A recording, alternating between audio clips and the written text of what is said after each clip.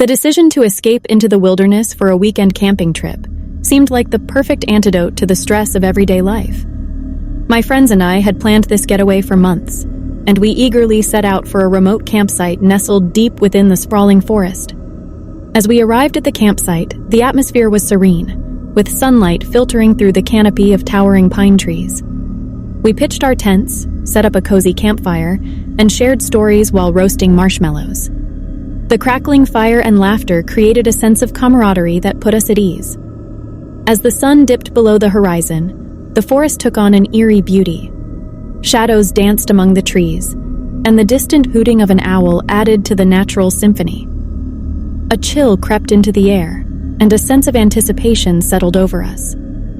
We knew we were far from civilization, and the isolation was both exciting and unsettling. As night deepened, the forest seemed to come alive with mysterious sounds. Rustlings in the underbrush and distant footsteps echoed through the trees. We laughed off our unease, attributing the noises to wildlife going about their business. But the unease remained, an underlying current beneath our cheerful banter. I volunteered to gather firewood from a nearby thicket, eager to contribute to the campfire. The moonlight cast eerie shadows, and I could feel the weight of the forest pressing in around me. My footsteps were muffled by fallen leaves, and I couldn't shake the feeling that I was being watched. A rustling nearby caught my attention, and I froze. My heart raced as I strained my ears, trying to identify the source of the sound. My flashlight beam revealed a pair of glowing eyes staring back at me from the darkness, a pair of eyes that belonged to no animal I could recognize. I stumbled backward, my heart pounding in my chest. Fear gnawed at my insides, and I rushed back to the campsite, gasping for breath. I told my friends about the unsettling encounter, and a nervous energy settled over the group. We huddled closer to the campfire, seeking solace in its warm glow. As the night wore on, the forest seemed to grow more menacing. The wind whispered through the trees, carrying with it an unintelligible murmur that sent shivers down our spines. We exchanged uneasy glances, our laughter now tinged with anxiety. Something was not right, and we all felt it. A sudden chill swept through the air, causing the flames of the campfire to dance and flicker wildly. The woods fell silent, and an oppressive darkness seemed to envelop us. We huddled together, our senses heightened as an overwhelming feeling of dread washed over us. Then, from the depths of the forest, a mournful wail echoed through the night, an anguished cry that chilled us to the bone. The sound was unlike anything we had ever heard before, a haunting melody that seemed to pierce through the very fabric of reality. Fear paralyzed us, and our eyes darted in every direction, searching for the source of the eerie sound. But the forest remained shrouded in darkness, and the wail continued, growing louder and more desperate with each passing moment. It was as if the very essence of the forest was crying out in pain. With a trembling hand, I reached for my phone, intending to call for help. But to my horror, there was no signal. Panic surged through me as I realized that we were completely cut off from the outside world. The isolation that had seemed so appealing now felt like a prison, trapping us in a nightmare. We debated whether to stay put or attempt to navigate our way out of the forest in the darkness. The wail continued, its haunting resonance gnawing at our sanity. In the end, we decided to make a run for it, hoping to find safety beyond the reach of the forest. We stumbled through the underbrush, branches scratching at our skin, and the mournful wail following us like a relentless specter. The darkness seemed to stretch on endlessly, and our sense of direction became hopelessly skewed. Every rustle of leaves and distant whisper amplified our terror. Exhausted and disoriented, we finally stumbled upon a clearing, and to our horror, we saw the source of the wail. It was a twisted, spectral figure, its form shrouded in darkness, emitting an otherworldly cry that seemed to come from the depths of despair. Paralyzed with fear, we watched as the figure's glowing eyes locked onto us, and its wail morphed into a chilling, melodic laughter. Its voice was a cacophony of torment, sending shockwaves of terror through our already fragile nerves. We turned and fled, the echoes of that haunting laughter reverberating in our ears. Hours later, we stumbled out of the forest, battered, bruised, and utterly traumatized. We were rescued by a group of hikers who had heard our cries for help. We tried to explain what we had experienced, but our words seemed inadequate to capture the true horror of that night. To this day, I still have a feeling that the forest is tainted. In the eerie woods shrouded by darkness, a man named Eric embarked on his daily solitary walk. The rustling leaves and distant howls of unknown creatures seemed almost comforting to him. As he strolled along the familiar trail, an unsettling feeling crept up his spine, but he brushed it off as his imagination playing tricks. The sun dipped below the horizon, and the woods embraced the chilling silence. Suddenly, a faint whisper echoed through the trees, calling out his name. Eric! The voice sounded so familiar, like his mother's, but he dismissed it as a mere echo. Undeterred, Eric continued walking, trying to ignore the growing sense of dread that gnawed at him. The voice persisted, calling out in fragments of phrases that only a mother could know. Memories of his childhood surfaced, causing his steps to falter. As he rounded a bend, he caught a glimpse of a towering silhouette among the trees.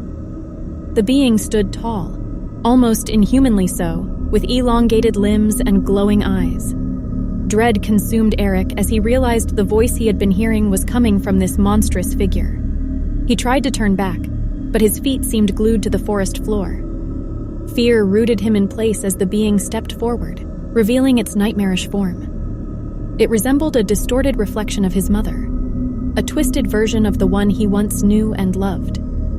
Eric, come closer, my dear, the creature cooed, its voice an uncanny imitation of his mother's. His heart pounded in his chest, torn between the familiarity of the voice and the monstrous visage before him. He knew deep down that this creature was not his mother, but it used her voice to prey upon his emotions. Summoning all his courage, Eric managed to take a step back, snapping the invisible chains that held him captive. He knew he had to escape the creature's grasp before it was too late. As he hurried away, the woods seemed to twist and contort, the shadows dancing menacingly. The being pursued him relentlessly, its distorted cries now resonating with malice. The forest became a maze of terror, with trees appearing to shift and close in around him. He could feel the creature drawing nearer, its malevolence suffocating him like a dark cloud. Just when hope seemed to fade, Eric stumbled upon a small clearing, illuminated by the moon's pale glow. In the center, he spotted a peculiar-looking object lying on the ground. To his surprise, it was an adult diaper, dripping with feces and pee-pee. The sight was repulsive, but Eric realized that the grotesque object could serve as a weapon against the monster.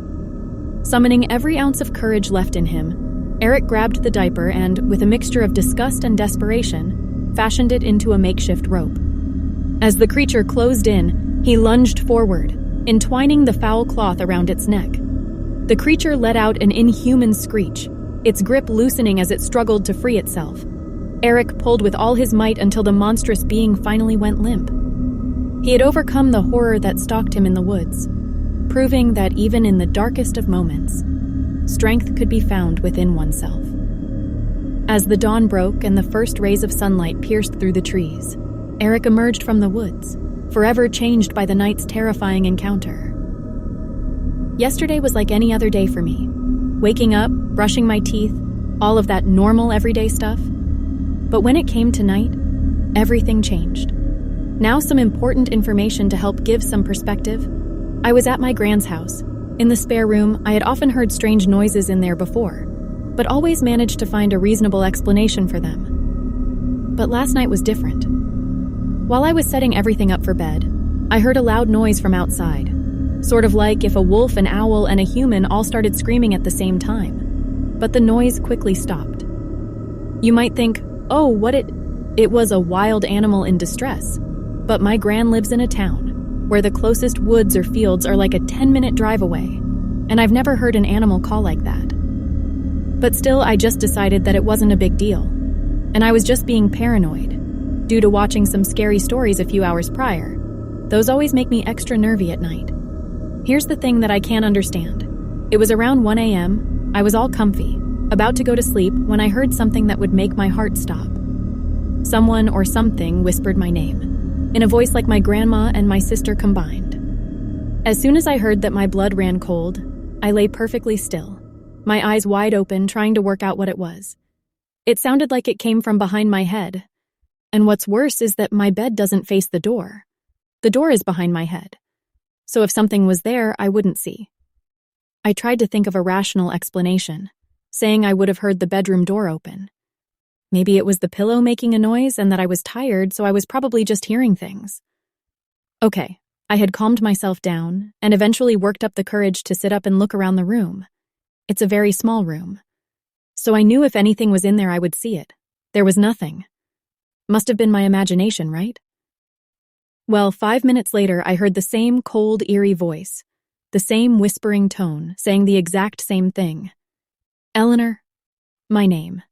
I froze again, and a couple of seconds later, the same whispering voice. This time, I couldn't quite hear what it said. I know it involved my name. Again. And I'm pretty sure it also said the word ignore at some point. But as I say, I'm not 100% sure on what it actually said. This really freaked me out. I stayed still until I worked up the courage to look. But again, there was nothing. But just as I was lying back down, I saw something white dart past, and I kept hearing tapping noises on the floor. I stayed still, lying down, trying to go to sleep. But outside the window, I saw something looking in at me through a gap in the blinds. Its eyes were pitch black, and the rest of its face was a grayish white. I can't remember what time I went to sleep. I spent the most of the night watching that thing. And this morning, I checked the blinds, and there's nothing there that could remotely look like I, and nothing outside either. I stay at my grandma's a lot, and I've never seen or heard anything like that. I'm going to be staying with my gran for a few more nights, and if anything else happens, I'll update this. If anyone has any idea what this could be, please let me know.